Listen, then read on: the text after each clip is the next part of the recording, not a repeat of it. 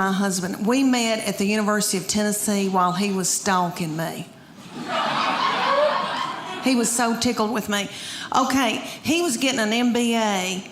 I was finishing up my undergraduate. He is so smart and such an overachiever that he had already gotten an undergraduate, worked for 2 years, and got an MBA. I was just finishing mine up, my undergraduate, because I'm so fun. And I thought, oh my gosh, he is so smart. He can do math. He can reconcile a checkbook. There's no telling where we're gonna go, what we're gonna see, how we're gonna live. Well, we graduated and he decided to buy a used mobile home business in Bean Station, Tennessee. And I know y'all don't know where Bean Station is. In the foothills of the Appalachian Mountains. Did any of y'all ever see Deliverance? I think they filmed that there. Beautiful, beautiful lakes and pretty and all that. But so he moved me there and he wanted me to be in sales for him at this used mobile home business. So I did that day. Until I saw a family drive up in a Gremlin with the window out and a 9-year-old smoking a cigarette. That's the truth. She lit it off of her Meemaw. And that's her grandmother. Do I need an interpreter? Okay. She lit it off her grandmama. And so I quit that day and I went home and I got pregnant that night. All right.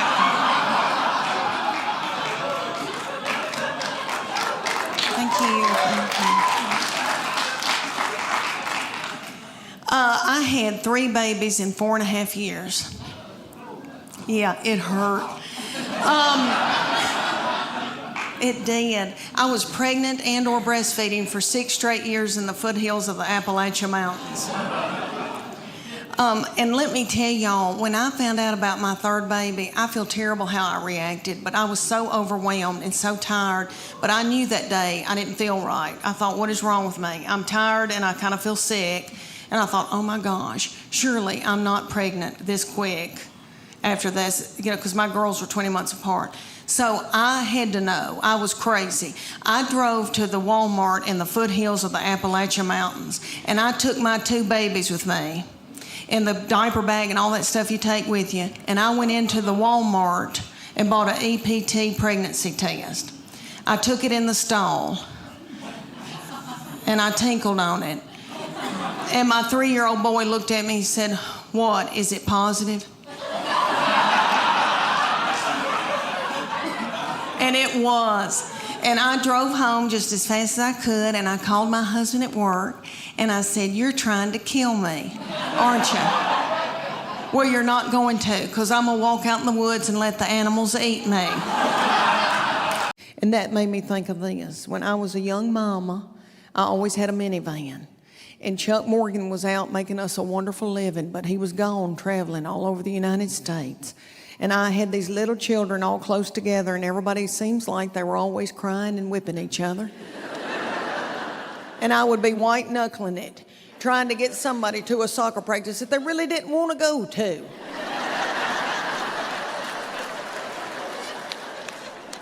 And everybody would be crying and yelling, and that sensitive baby, that middle one, would ask me deep, deep questions all the time. For example, questions about the solar system. And finally one day I said, baby, I didn't pay attention in school.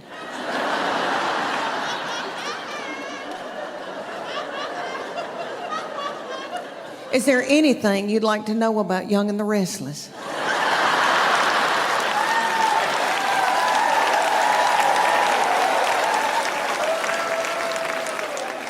And let me tell y'all, she went through a phase where she was worried that who was going to get to go to heaven. She wants everybody to go to heaven.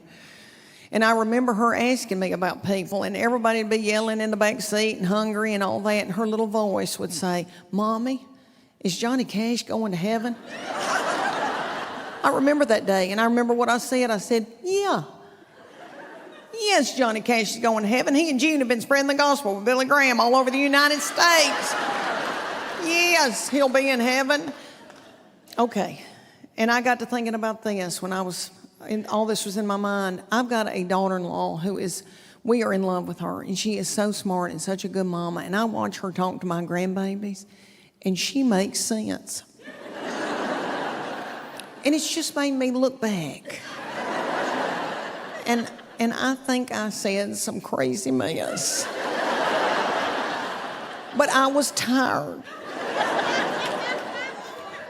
So she was worried about who was going to heaven, and she asked me about J-Lo. And this was years ago, and I'm a huge J-Lo fan. And she said, Mommy, is J-Lo going to heaven? Just let me tell y'all, I was in a bad place, okay? I was in a bad place, and I think I'd gone up a size in my pants. And she asked me about J-Lo. She goes, is she going to heaven? And I said, I don't know. I don't know. I think she needs to mature spiritually. And she's going through a lot of men right now. I said it. I remember saying it, and it was wrong. And I'm sorry. And I should have never said it. One reason I shouldn't have said it, I went through as many men as J-Lo ever thought about going through, honey. Terrible. The only difference was mine were not successful people.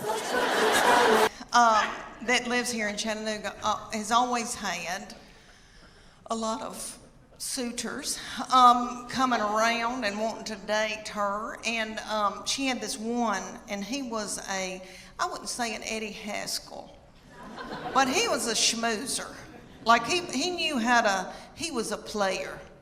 Okay, their daddy's not a player. Okay, my husband, he doesn't chat. Like he vacuumed out my car when he was dating me, and he bought my cigarettes, so that's how we started. But anyway,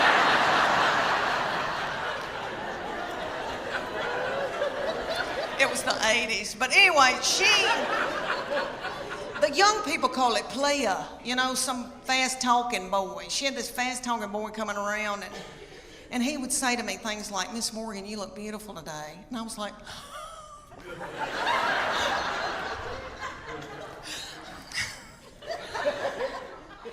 can I make you a casserole? Thank goodness they broke up, because I was exhausted. I was mopping the floor and blowing my hair out every day. My girls are emotional, and I don't mean to talk about them because I love them, and I know they'll visit me in the nursing home, but they are lunatics. My husband says they're psycho and they need therapy. And I'll give you all an example. I can be in the pickup line at school, and this has happened when they were in first grade, and it happens every day when I pick them up at school now. I'm sitting in the pickup line, and I can see them come out, and they are in a good mood.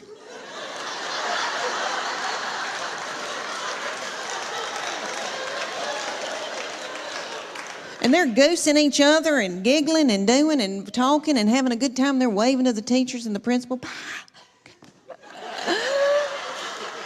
See you tomorrow. Okay. Then they come over to my vehicle.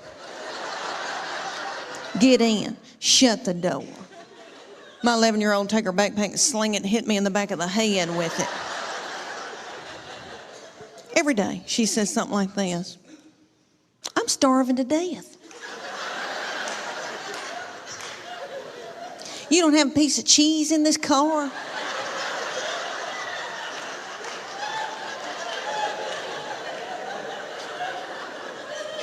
Your driving's making me car sick. I hate her. Why'd you have her? And then my baby will be sitting up there in a daze. She'll be going, Mama, Mama, Mama, Mama, Mama, Mama. Mama?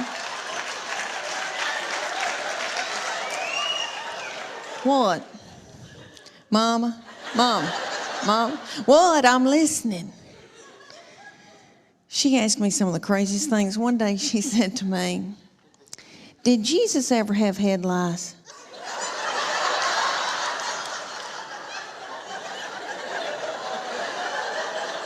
How do you answer something like that? I said, well, baby, if he did, I know he healed it. And then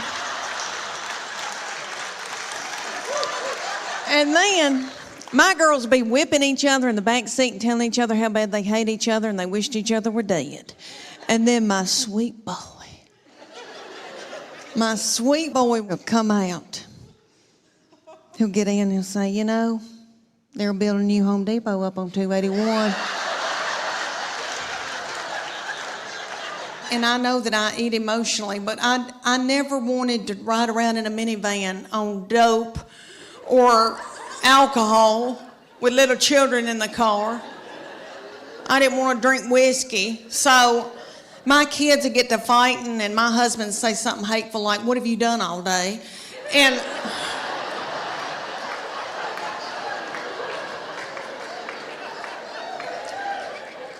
that would make me so mad, and I'd eat a hot dog, and I didn't even know what happened. But Weight Watchers has a point system. So say you get like 23 points out of the day, and you got to go within those points, and they'll say, fruits and vegetables are free.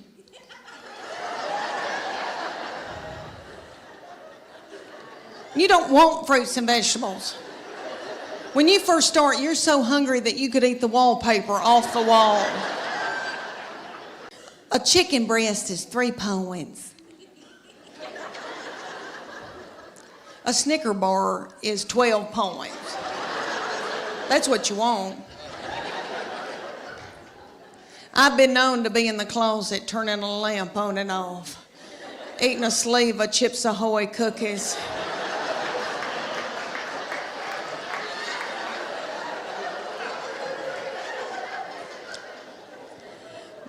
So I try to stay within my points. All right, my sister will go on it every time I will, and she lives in Clarksville, Tennessee, and she'll call me and she'll say, it's noon, and I've eaten all my points. Taylor Swift is running the United States of America.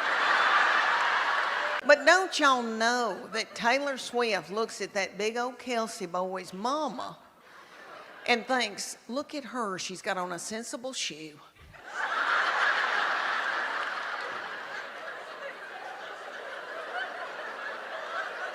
She's got on a sensible shoe and a nice jean, a high waist with some stretch.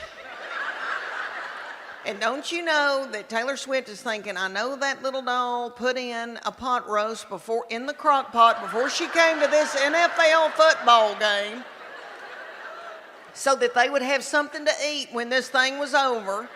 And you know that his mama browned that roast in a skillet with flour.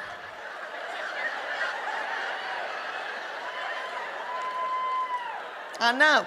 Of course she wants to have a baby with him and his people. Anyway, thanks for letting me go off on that rant. It's just been on my mind. I'm worried sick. There's 5 love languages, and you get the book, you read the book. Well, you don't really, I don't read the book. But anyway, you take the test, and it tells you what your prominent love language is out of those 5, and it tells you what your partner's love language is. So then you can go home at night and feed your partner their love language. And they can feed you your love language, and then your love tank feels full. And if you don't do it, then your partner's liable to go to work and they're at the water fountain and some whore comes in.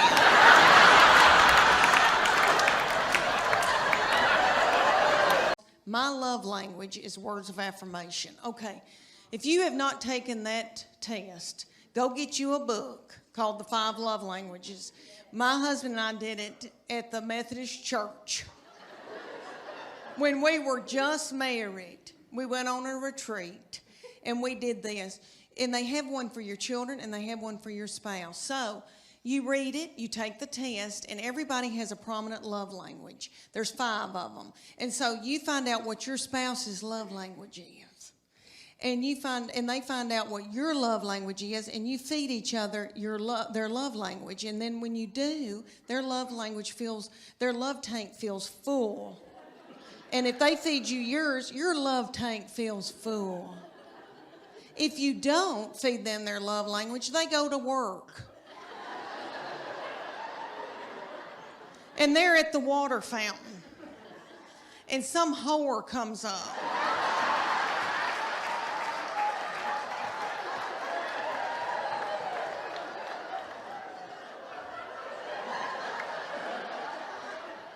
and feeds them their love language. And then they feel a tingle. And then Satan swoops in. Everybody, I think you know where I'm going with that. Okay. So there's 5 love languages. The first one is quality time. You know people that just want you to spend quality time with them. Just them. Okay. Then there's physical touch. I know you girls think, that's my husband. Physical touch. He's on me like a duck on a June bug. But I'm not talking about that kind of physical touch, the nasty kind.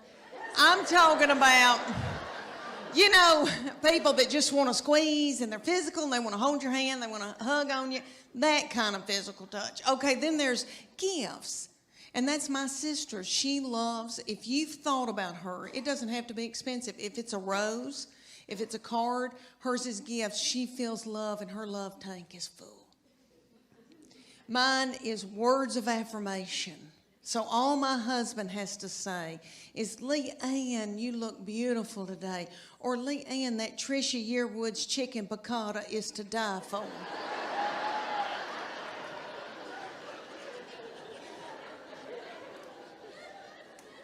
And then I'm willing to do something vulgar with him.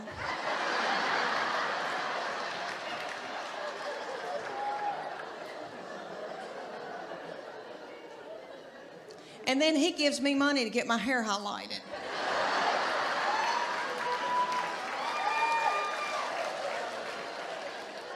You see how that works? That's really biblical. Okay, and then the 5th one is acts of service. So that's my husband's. So I have to, honest to goodness, I have to go in the garage and build a set of shelves for him to feel love.